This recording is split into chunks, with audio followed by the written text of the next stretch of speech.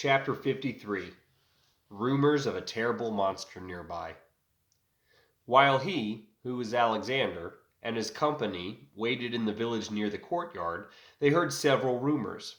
This is because people talk a lot, generally most of their lives, and not everything that is said has to be perfectly accurate or helpful. Some of the rumors which they heard were very interesting, but of no use to our story. But there was also a rumor of a terrible monster nearby, and they debated whether to wait or to check it out while they waited. They agreed to wait before going to check out this rumor, which was unfortunate because by the time they realized that the wizard and the old man weren't coming back, someone else had already defeated the monster. It didn't have a stone. There are plenty of monsters in the world after all. Chapter 54 How they gained entrance to the courtyard. Even though they felt a little incomplete carrying a sword with 3 stones when there were holes for 5, the company, a term which I hereby will now begin calling Alexander, Foxfire, Trix, Candide, and the Piglet, made their way up the road towards the courtyard.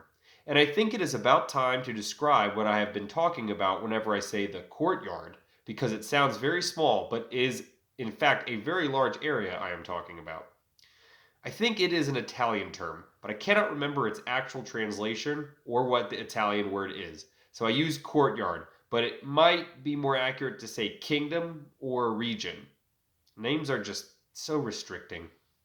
The king's courtyard looked very much like a target one might use to shoot arrows or missiles at. In the very center of the target was the king's castle, and the next ring was the guards' training and bunkers. The next ring beyond that was where the horses were kept and trained, and also the dogs. And then there was a beautiful wall that divided the courtyard. As is expected, the poor were on the outside. And the poor area was made up of the market, the slums, the farms. The wall that surrounded the entire parameter of the courtyard was very thick and was used to keep people from leaving the slums and farms. It also served to keep enemy out. Enemy like Alexander and his company. There were several heavily guarded gates along the wall, but Alexander could only see so far. So from where they were at, he couldn't even see one gate. And neither could Candide, who was suffering from poppy withdrawal. And neither could Foxfire, because there weren't any gates in sight. So they decided to break the wall down. But when Alexander's small hammer broke against the stone wall, they decided to levitate over instead, and that worked out great. Chapter 55 The Farmers. There was a rumor, which was mostly true, that a boy and a girl were running around fields nearby the road and were up to no good. So the farmers inside the wall, who were normally very friendly, were not very friendly when they saw a boy and a girl, and then another boy and also a fox and a piglet fly up over the wall and land in their fields. They went to raise the alarm. The alarms were not really a thing to be raised, though, so actually they were just going to warn the guards. Foxfire cried out for Candide to stop the running men, but Candide was holding his head and moaning. The poppy withdrawal was really bothering him. He had to concentrate to get them over the wall, and now his migraine was getting even worse. Alexander grabbed the staff and turned to the farmers, and this is what happened. Alexander had absolutely no practice using the staff. He had barely even used the sword while he was carrying it. Mostly the magical stuff bothered him and scared him. He had good reasons for this fear, and he was about to prove correctly about the power of mistakes. He raised the staff to activate the levitation stone. He tried to focus as hard as he could because he knew Candide had struggled to control the stone as well as he was able to. And he needed to grab about 12 men at one time and stop them from running away. So he activated the staff with as much concentration as he was able to muster, and he sent a wave of magic out across the fields. But instead of activating the levitation stone, he had activated the memory stone. And the men forgot how to live, and so they died. 12 bodies fell from mid-flight and crumpled into the watery fields.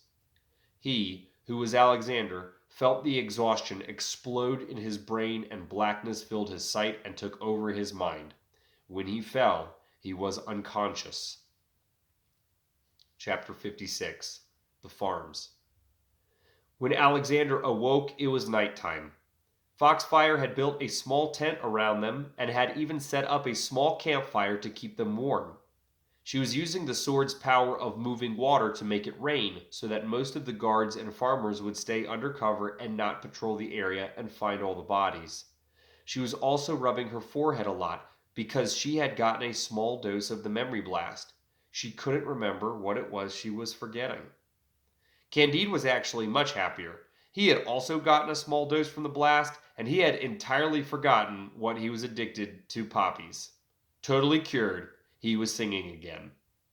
Alexander remembered everything, though. He looked out at the field of bodies and slowly stood up. Ignoring Foxfire's hand, he walked outside the shelter of the tent and felt the first drops to rain falling from the sky. His feet squished grossly in the mud where the food would have grown. He stepped carefully towards the bodies, and his tears mixed with the rain so that both fell in streams down his cheeks. And he stood there, surrounded by men who were only protecting what was theirs, and he just stood there. And then he saw Candide, humming happily, wander past him in the rain and begin to take care of the bodies. The monk of Rome began by straightening the legs, then folding the arms, then molding the faces into peaceful masks. Then he saw Trix digging into the ground, which would start off as a hole and then turn into a grave, and the piglet was just happy to be in the muck again. Foxfire came to his side and held his hand. She could have made the rain drop somewhere else, but she knew they needed it to wash away the guilt and tears. She stood there, holding his hand in the rain, and they watched Candide carefully preparing the bodies. I didn't mean, Alexander tried, but Foxfire just gave his hand a squeeze and then turned him towards her so she could give him a hug. He could feel her heart beat against his chin, and he buried his face into her chest so he wouldn't have to feel anything else. We need to bury them, she said. If they had gone to the guards, we would have had to kill them too. And if they had called in more guards, or if they had called in more farmers, we would have had a lot of more dead bodies to bury. I meant to use the levitation stone, he murmured in his hiding place. He felt her nod. It is what it is, she said. Sometimes you have to fight fire with fire. That's stupid, he scoffed. I agree, she whispered.